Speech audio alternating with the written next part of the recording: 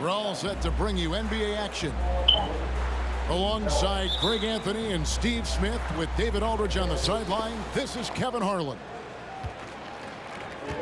This game in Milwaukee marks the start of a homestand for the Bucks.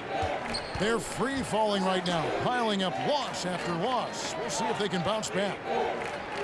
Yeah, and they've just looked sort of lost out there lately. You know, they're not playing with a whole lot of purpose or drive, and you just can't wait for good things to happen. You've got to make them happen. And now in the final year of his contract, D'Angelo Russell trying to get back to that all-star level and the promise that got him that last 4-year deal.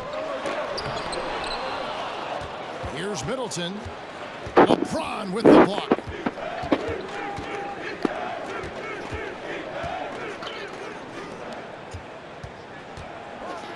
Hachimura with it. He's playing a pretty big role for him at the offensive end, averaging about 12.5 points a game. And just about a minute into the first quarter. It's Allen with the drive. Can't hit from in close. And after a lackluster performance in last year's playoff, Russell has some making up to do. Yeah, and the efficiency has been a problem. Now, if you're a player whose primary value is at the offensive end, you can't just be a volume scorer. Fast break, the Lakers. LeBron leading the charge. What an emphatic slam by AD. He put all of his power to work on that one.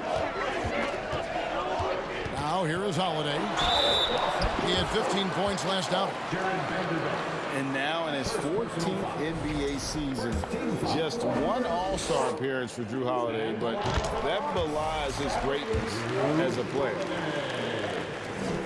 He's getting his first free throw attempt of the night right now. You know, Greg, you can make the case Jrue Holiday is the prototypical two-way guard. And, you know, and defense can sometimes go overlooked. Just one All-Star game, but Jrue's impact perhaps greater than some other players with multiple All-Star seasons. Giannis with it, and Hachimura picks him up defensively. Back to Holiday. Money from the wing.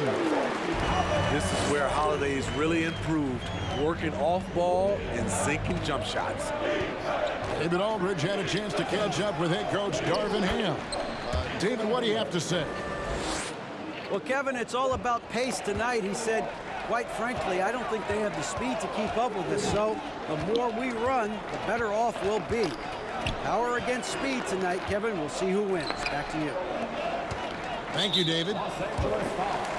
And James picks up the foul. Their earliest experiments with flying began with a series of tests using kites. Remember I showed you the Shrew glider. It looks very similar to this. They conducted a series of tests using kites like these in their hometown in Dayton, Ohio. They would gradually move on to larger and larger kites, and finally, they would produce gliders that were large enough to lift a man. So you guys can see here, I think, sort of the similarity between the earlier version and the larger version. Now with the funny thing in the front, we'll talk about that. Funny thing in the back. Here they are using strings, and what they would do is they would take this thing in the air, and they would observe it, and they would take notes, and they would try controlling it. One pulling on the right, and one pulling on the left. What they came to realize as they began to scale up their experiments is they needed a place where they could get sustained winds of between 15 and 20 feet. Place that had little or no trees, and that had soft landing ground for obvious reasons. And they researched, and they read, and they discovered a location that's almost ideal. Kitty Hawk, North Carolina.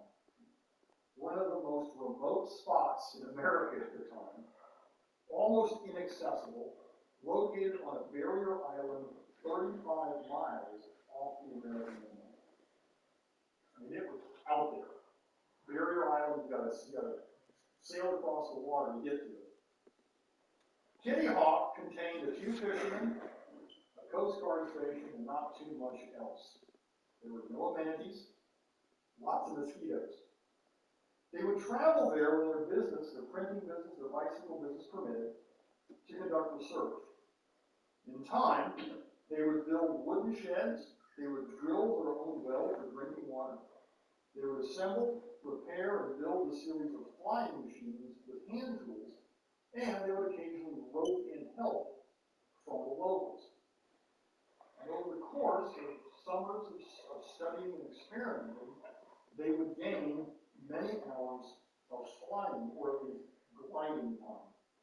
And in the course of all doing all this, they would gather a lot of information.